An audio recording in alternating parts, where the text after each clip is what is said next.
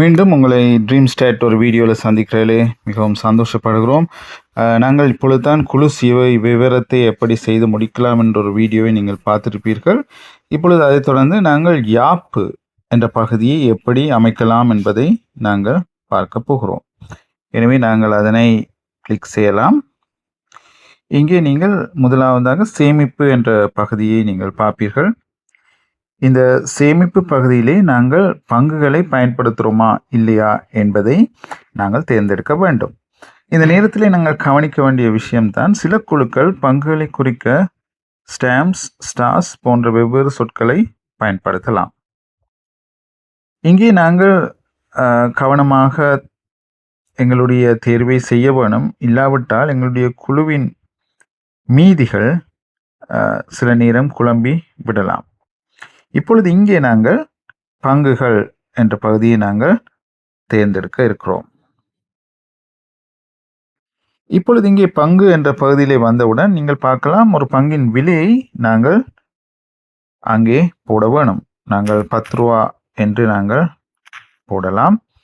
பிற பங்குகளுடைய எண்ணிக்கை, அதாவது ஒரு கூட்டத்திலே குறைந்தபட்சம் நாங்கள் எத்தனை பங்குகளை சேமிக்கலாம் என்றதுதான் இங்கே உள்ள கேள்வி. அவை நாங்கள் ஒரு குறைந்தபட்சமோ இல்லாட்டி அதிகபட்சத்தையோ நாங்கள் வைக்க முடியும். அப்படி இல்லாவிட்டால் நாங்கள் குறைந்தபட்சம் இல்லை, அதிகபட்சம் இல்லை என்ற பகுதியை நாங்கள் கிளிக் செய்து அடுத்த திரைக்கு நாங்கள் போகலாம்.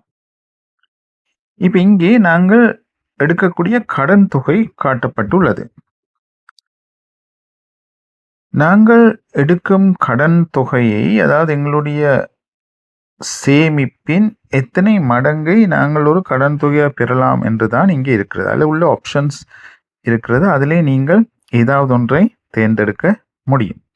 இங்கே நாங்கள் 3 மடங்கை நாங்கள் தேர்ந்தெடுத்திருக்கிறோம். ரைட், இப்பொழுது நாங்கள் அடுத்த பகுதிக்கு நாங்கள் போகிறோம். இங்கே நாங்கள் பெறும் கடனுக்கு ஒரு சேவை கட்டணம் அறவிடப்படும். அது ஒரு முறைக்கான ஒரே தடவையாக அறவிடப்படும் ஒரு சேவை கட்டணமாகவோ இல்லாவிட்டால் மாதாந்த சேவை கட்டணமாகவோ அது இருக்கலாம். இப்பொழுது நாங்கள் இங்கே மாதாந்திர சேவை கட்டணத்தை தெரிவு செய்வோம். அதை தெரிவு செய்தவுடன் நீங்கள் இந்த மாதாந்திர சேவை கட்டணத்தை விதமாக அறவிடுகிறீர்கள் என்றொரு பகுதி இருக்கிறது. ஒன்று மாதாந்திர சேவை கட்டணம் குறைந்து செல்வது, அல்லது ஒரே தொகையாக ஒவ்வொரு மாதமும் சேவை கட்டணம் அறவிடும் ஒரு முறையும் இருக்கிறது. இது ரெண்டும் எதை அர்த்தப்படுத்துகிற என்று பார்க்க விருப்பம் என்றால், நீங்கள் இந்த உதாரணத்தை காண்பிக்கவும் என்ற பகுதிக்கு நீங்கள் போனீர்கள் என்றால் அதை பற்றிய விளக்கத்தை நீங்கள் பெற்றுக்கொள்ள முடியும். 2 பகுதிக்கும் அந்த விளக்கம் கொடுக்கப்பட்டிருக்கிறது. இங்கே நாங்கள் மாதாந்திர சேவை கட்டணம் நிலையானது என்பதை நாங்கள் கிளிக் செய்ய இருக்கிறோம்.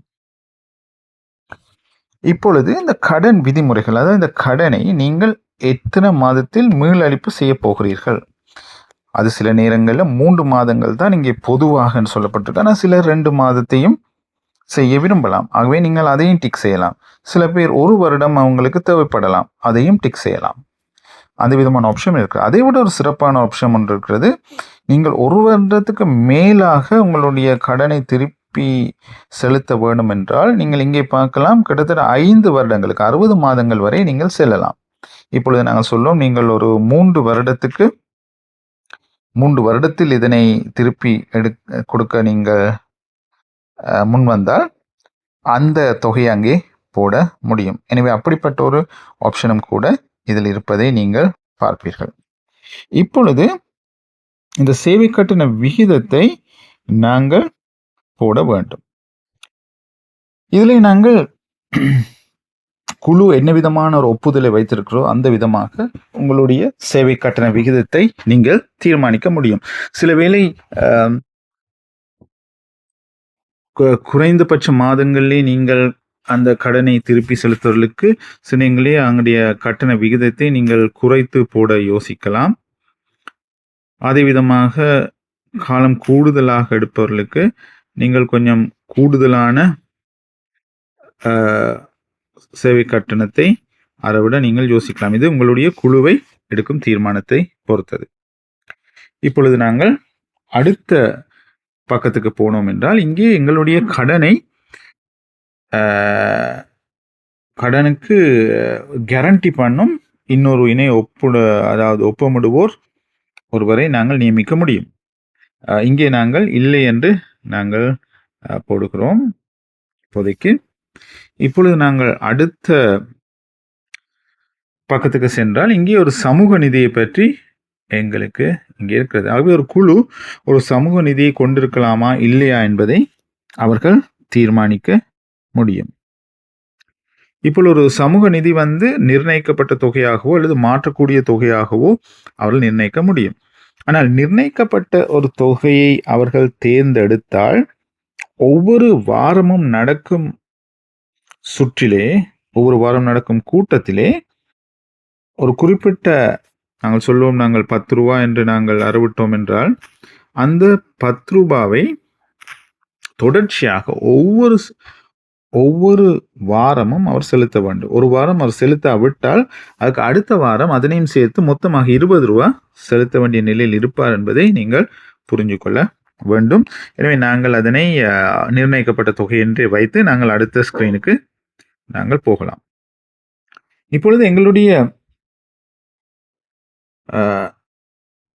நிதி அல்லது நாங்கள் பார்த்தோம், நாங்கள் சமூக நிதி நாங்கள் வைத்திருந்தோம். அதே விதமாக நாங்கள் கூடுதலான நிதிகளையும் கூட உருவாக்கலாம்.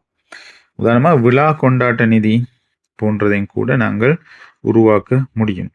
அதே மாதிரி நாங்கள் தனி பயனை அடையக்கூடிய நிதிகளையும் கூட நாங்கள் சேர்த்து கொள்ளலாம். உதாரணமாக எங்களுடைய சொந்த பெயர்லேயே நாங்கள் ஏ என்று போடுவோம். நாங்கள் அப்படி ஒரு நிதியை சேர்க்க முடியும். இது எல்லாத்தையும் விட இன்னொரு ஆப்ஷனும் இருக்கிறது, தேர்வு ஒன்று இருக்கிறது. அதாவது நாங்கள் குழு வழக்கமாக சேமிக்கும் சேமிப்பை விட மேலதிகமாக நாங்கள் பணத்தை சேமிக்க விரும்பினால் எங்களுடைய தனிப்பட்ட கணக்குகளையும் கூட நாங்கள் ஆரம்பிக்கலாம். அப்படி ஒரு விருப்பம் இருந்தால் நாங்கள் இந்த தனிப்பட்ட கணக்குகளை சேர்க்கவும் என்ற பகுதியை நாங்கள் தெரிவு செய்து நாங்கள் கிளிக் செய்யலாம். இப்பொழுது நாங்கள் அடுத்த பகுதிக்கு போகிறோம். அதுதான் தண்டப்பணம். அப்படி என்றால் நாங்கள் சில நேரங்களிலே சில விஷயங்களுக்காக எங்களுக்கு அபராதம் விதிக்கப்படலாம். சில நேரங்களில் நாங்கள் எங்களுடைய வட்டியை அல்லது சர்வீஸ் கட்டணத்தை நாங்கள் சரியான சில கொடுக்காவிட்டால், அப்படிப்பட்ட விஷயங்கள் வந்தால் நாங்கள் அதனை அந்த அபராத தொகையை நாங்கள் எந்த நிதியோடு சேர்ப்பது என்பதை நாங்கள் சிந்திக்கலாம். அது கடன் நிதியோடு சேர்ப்பதா அல்லது சமூக நிதியோடு சேர்ப்பதாண்டு. பெரும்பாலாக கடன் நிதியோடு தான் சேர்ப்பார்கள். அதை நாங்கள் இப்பொழுது கிளிக் செய்யலாம். இப்பொழுது நாங்கள் இந்த யாப்பின் கடைசி பகுதிக்கு வந்துவிட்டோம். இங்கே எங்களுக்கு குறுந்தகவல் மூலமாக சில அறிவிப்புகளும் பற்று சீட்டுகளும் கிடைக்கும் ஒரு ஃபீச்சர் இருக்கிறது. அந்த ஃபீச்சரை நாங்கள் பயன்படுத்தி கொள்ளலாம். அதை நாங்கள் பற்று சீட்டுகளை அனுப்புவோம் என்று சொன்னால் எங்களுக்கு அந்த அறிவிப்புகள் எங்களுக்கு கிடைத்து கொண்டிருக்கும். அதனால் கவனிக்க வேண்டியதுதான், எங்களுடைய தொகை, எங்களுடைய சேமிப்பு போன்ற தனிப்பட்ட தகவல்கள் மட்டும் எங்களுக்கு மட்டும் கிடைக்கும். மற்றவருடைய தகவலை நாங்கள் பெற முடியாது, பார்க்கவும் முடியாது. எனவே அது பாதுகாப்பாக இருக்கும். இத்துடன் எங்களுடைய யாப்பு நாங்கள் அமைக்கும் பகுதி முடிகிறது. நாங்கள் திரும்பவும் இன்னொரு வீடியோவில் சந்திக்கும் வரை உங்களிடம் நாங்கள் வணக்கம் கூறி விடைபெறுகிறோம்.